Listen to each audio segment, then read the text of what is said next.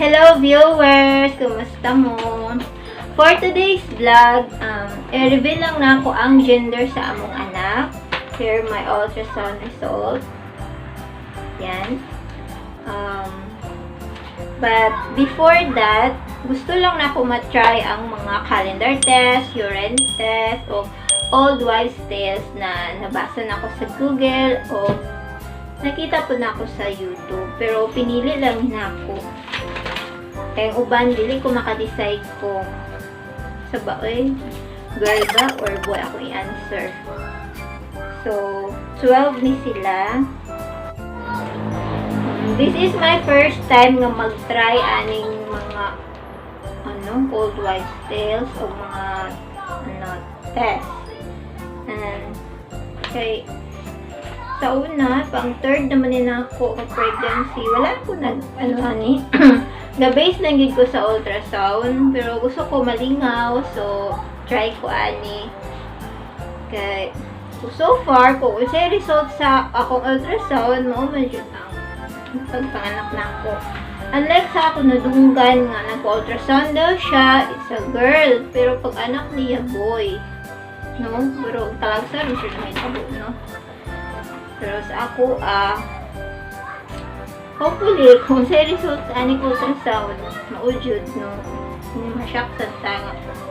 Sabi, natag-name sa to baby, nag-andam, nagtasa atong kung ano gusto ang gawas tayo laki, diba?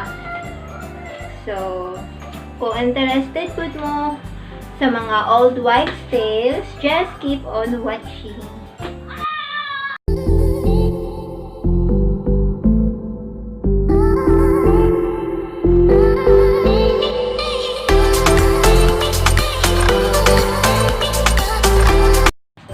Okay, first is morning sickness.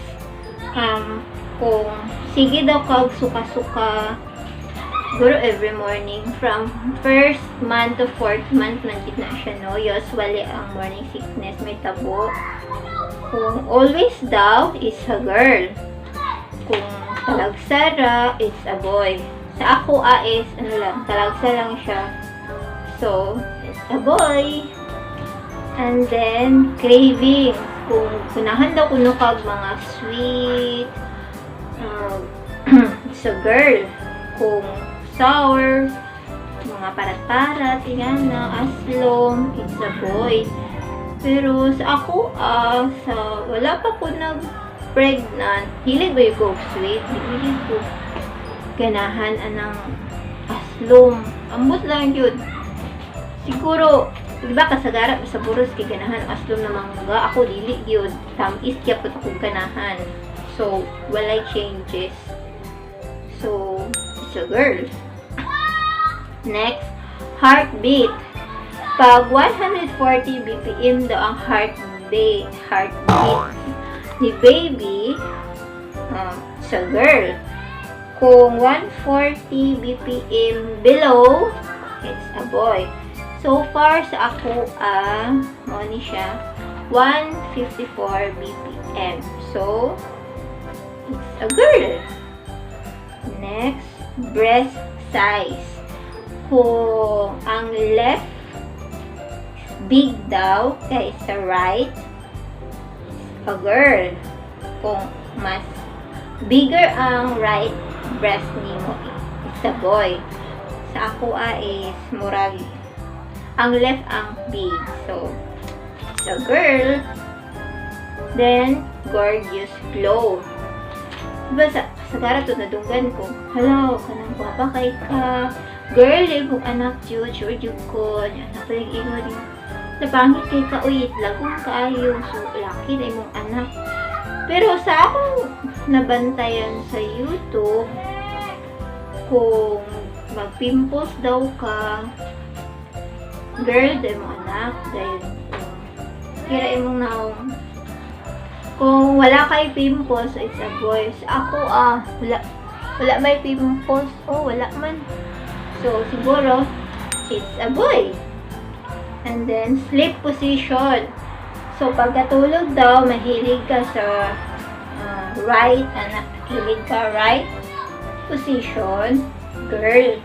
ko hilig po ka sa left, boy. Ako ganahan ko sa right. Ganahan ko man sleep na right. So, kung right, it's a girl. Tapos, body temperature, kung feeling mo hot, sweetie, sikag igangon. Pero kaya kung pag-igang-igang, 6 months naman po siya. Nag-start na igang kaayo, yan na. Then, igang daw ka, warm temperature, it's a girl. Kung bugnaw daw ka, cold, it's a boy.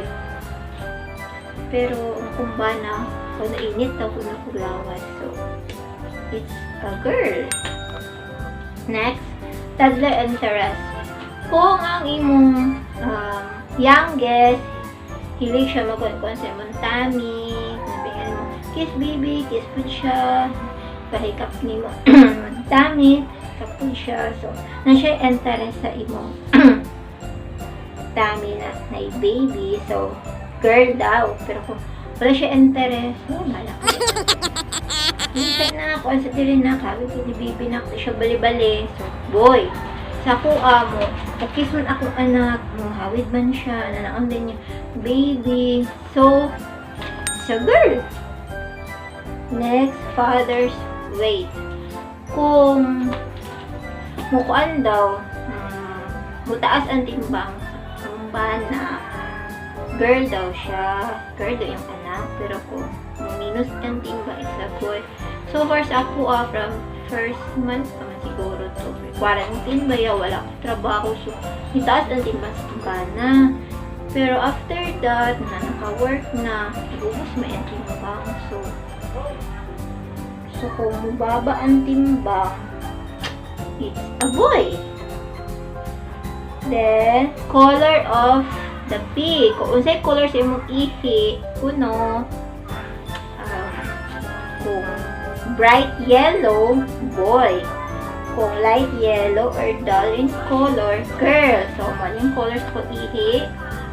And then, nagpa-love food ko, ang nakabutang ko dito, na color is yellow. Yellow lang. Hindi ko siya light. So, dark and yellow. Bright yellow, sorry. So, it's a boy. And then, calendar test. Calendar test. Kaya akong ipili ang calendar test kaya na ay nakagamit na effective yun. Ang ilang anak is girl and boy. Base sila ng calendar test. So far this ako ang age daw is 32 and date month of conception ko is March. Mga first week sa March. Yun. Kauli makumbana, so March good. So it's a boy. Boy daw. Char. And then urine test. Urine test. And lastly, ang urine test.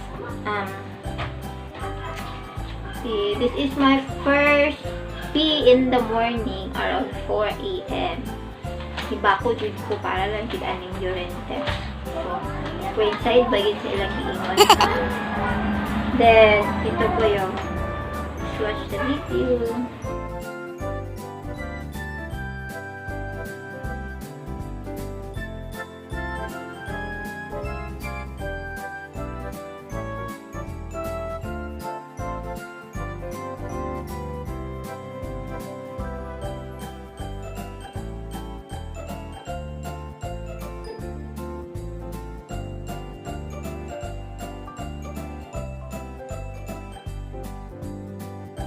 Kung mag-feast daw siya, like a beer, lalaki, daghan bubbles, lalaki daw. Pero kung wala lang, normal, bubbles gamay, wala daw yung so girl.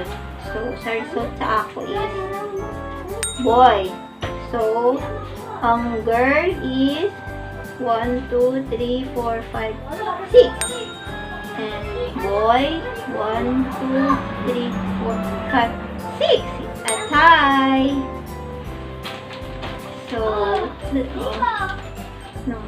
saka ani nga mga kuan lang ang tinuod ay kanang napauban nga kuan kanang coincide siya ba.